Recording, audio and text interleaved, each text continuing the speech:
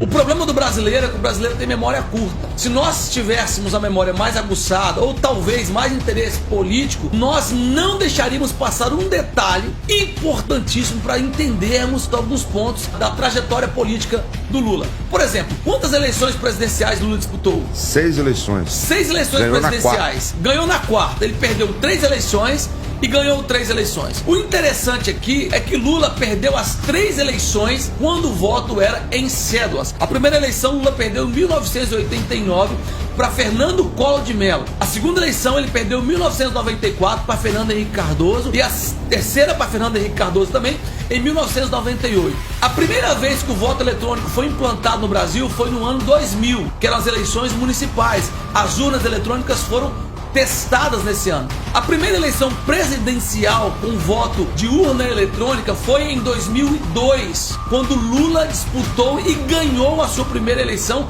em segundo turno para Serra. Curioso, hein? Curioso. No mínimo curioso. Curioso. A segunda eleição que Lula ganhou foi em 2006, que ele ganhou do Alckmin, também em segundo turno, urnas eletrônicas. A terceira eleição que Lula ganhou foi agora, em 2022, do Bolsonaro, também via urnas eletrônicas. Coincidência ou não, Lula deu entrevista e disse que através do voto a esquerda nunca chegaria ao poder. Então vamos lá, se as 3 primeiras eleições ele perdeu quando o voto era em cédula e as 3 que ele ganhou era quando era urna eletrônica, coincidência ou não, em segundo turno, então há aqui uma dúvida, segundo a fala do próprio Lula, sobre a transparência das eleições. Se ele perdeu 3 com voto auditável e ele ganhou 3 com voto auditável, mas não em cédulas, então nós podemos dizer que as urnas são questionáveis sim, pela trajetória política do Lula e também por sua própria fala. É muita coincidência ou é muita insistência do Lula disputar 6 vezes e ganhar 3, e justamente as 3 eleições depois que a urna eletrônica foi implantada. Existe aí uma incógnita, ok, a ser desvendada.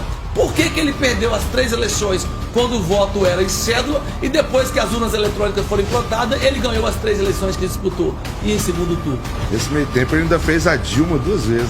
Depois que a urna eletrônica foi implantada no Brasil, a esquerda perdeu apenas a eleição para o Bolsonaro. Quem tem ouvidos ouçam o que o Dinho diz à igreja.